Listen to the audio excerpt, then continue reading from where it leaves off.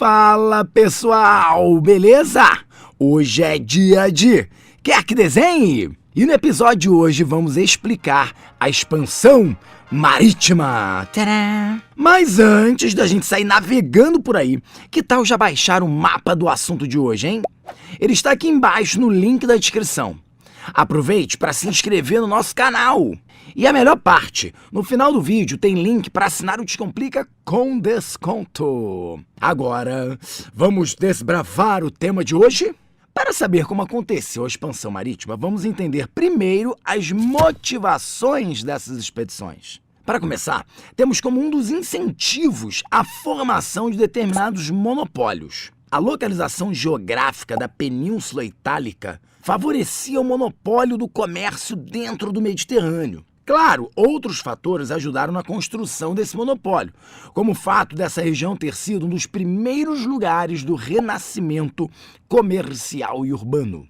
Além de ser um centro de desenvolvimento dos saberes humanos durante os anos renascentistas. E aí, a gente pode ver que o monopólio dos estados italianos era tão significativo que o primeiro navegador a chegar nas Américas foi o genovês Cristóvão Colombo, que apesar de ser italiano, estava navegando pela Espanha. Ou seja, o conhecimento italiano sobre navegar também deu um belo empurrão em direção a terras desconhecidas. Assim fica claro que, com o monopólio das rotas comerciais, não tinha muito espaço para a concorrência de outros países. Um outro ponto era a necessidade de novas fontes de metais. Depois de uma intensa exploração de minas europeias, naturalmente chegou um momento de esgotamento. E dessa forma, esses estados buscaram dar continuidade às suas expansões na procura de metais em outras terras. Inclusive, na Espanha, essa necessidade inaugurou o chamado metalismo, que é parte do mercantilismo, uma das marcas da colonização europeia nas Américas. A religião também não ficou de fora do impulsionamento das grandes navegações. Sua participação aconteceu de diversas formas. Lembram que os reformistas protestantes abalaram o mundo religioso europeu?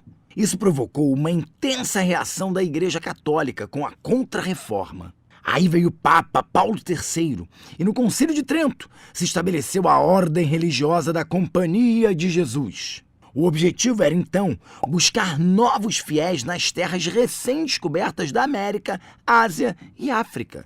Isso tudo aconteceu cronologicamente depois das primeiras navegações. Mas mesmo em 1517, com Martinho Lutero, as consequências da reforma continuaram motivando as navegações. Mas olha que interessante, não foi apenas para buscar novos fiéis que a América serviu.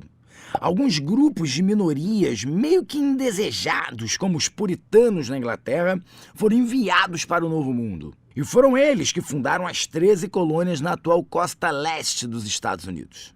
Agora, vamos focar nos nossos colonizadores. O pioneirismo português é um ponto importante quando falamos da expansão marítima. Em primeiro lugar, por conta da sua geografia.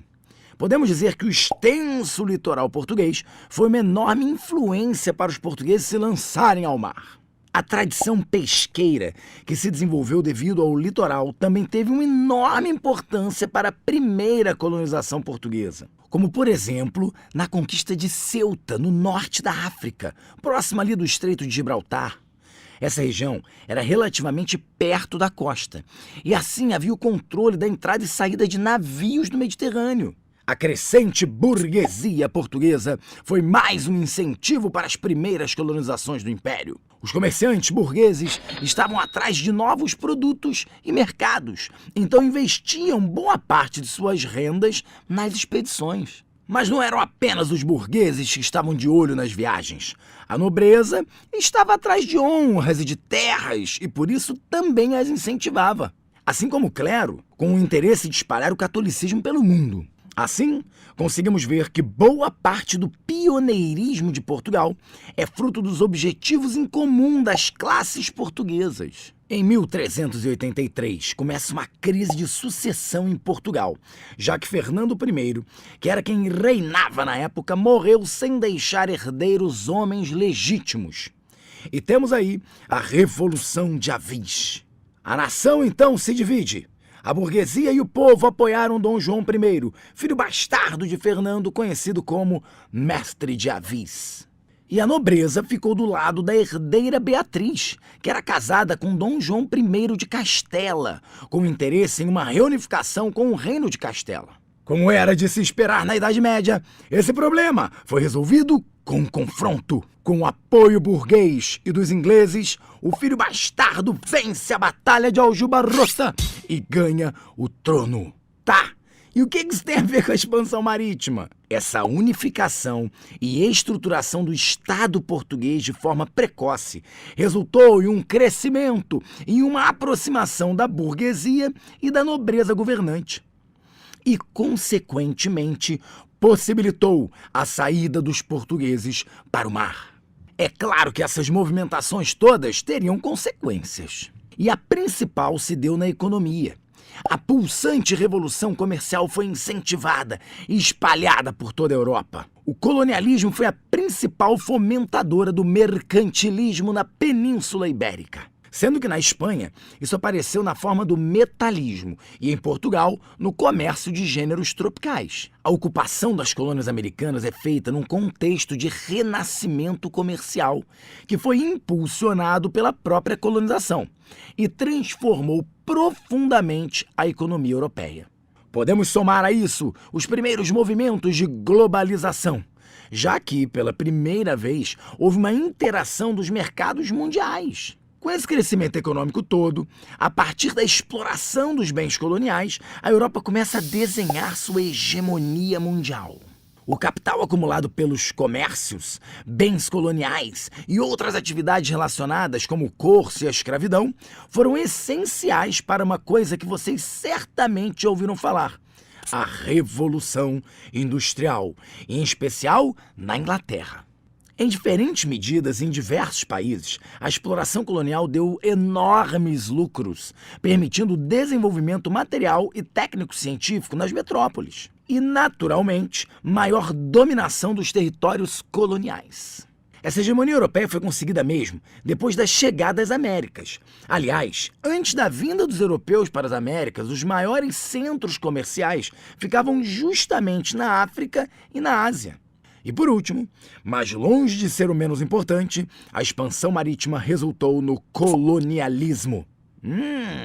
Diferente do que você pensa, o principal produto da expansão marítima não foi nenhuma especiaria, mas sim o complexo sistema jurídico, econômico, social e cultural desenvolvido durante 400 anos de dominação da América, África e Ásia, para justificar e regulamentar as desigualdades e opressões causadas por eles mesmos. E outro aspecto importantíssimo é a troca cultural dos povos europeus com os povos nativos e africanos. Isso resultou no surgimento de novas culturas nos continentes explorados e em modificações do continente europeu. Essa é, sem dúvida, uma das mais significativas consequências da expansão marítima. Bom, deu para ver como a história da expansão marítima transformou os rumos de todo mundo, não foi? Agora, é só você baixar o mapa completo no link da descrição aqui embaixo e estudar. Se você gostou do vídeo de hoje, não deixe de dar o seu like e comentário pra gente. Se inscreva no canal e não perca mais tempo. Assine o Descomplica com desconto a partir do link que está na descrição do vídeo. Valeu, galera! Até o próximo!